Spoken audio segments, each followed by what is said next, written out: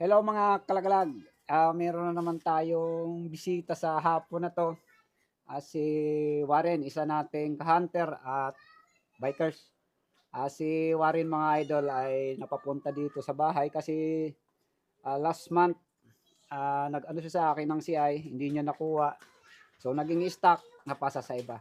Anong gusto mo idol na ipapalista sa ngayon na kulay ng CI na orderin mo? Yung kulay green, idol. Ganitong kulay. Oo. Patakar 'to at tinatapos ko nga. Ang kulay green na gusto ni Idol ay ganito. Ito order ni laging sikat si Rolly. Rolly, Idol, ito na yung ano mo, mga order mo sa aking box type tsaka patakar. Si Idol ay galing pa ng Ginubatan. Ginubatan Albay, diyan sa may parteng 2nd District. Diyan sa Ginubatan mga idol ay mayroon ako diyan mga kabat, si Homer Nayo ng Philippine Marines at si Samuel Robelon ng Philippine Navy. At nung nakaraan nga mga idol ay napunta dito si Albert Fuentes ng Bulusan, Sorsogon. Naka pasalubong sa atin ng tawag nito, labuyo. So ngayon meron na naman taga Ginubatan.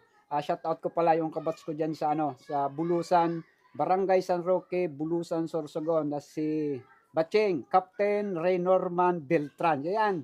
Na-shoutout ko tuloy yung mga kabats ko kung saan-saang lugar dito sa Bicol. Ngayon si Idol ay nagbike lang galing Ginubatan at magpapalista siya dahil nga yung order niya dati ay hindi niya sa akin nakuha dahil mas na-priority niya yung bike niya kasi ayun yung bike niya mga kalagalag. Ginastusan nyo yung bike niya, kaya yung order niyang green, hindi niya nakuha, naging stock, nakuha ng iba. Ngayon, si Idol ay magpapalista pang 106, 117.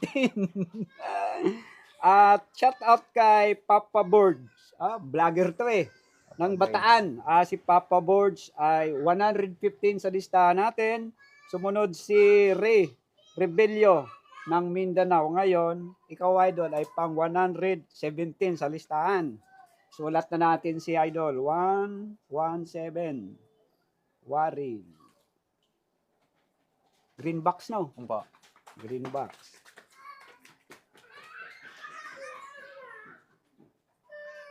Ginubatan.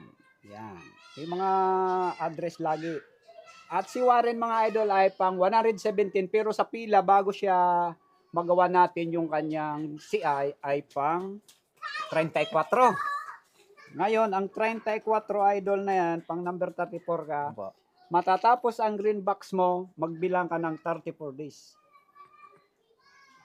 March na yan. March. Oo, March. Kasi, bawat CI mga kalagalag,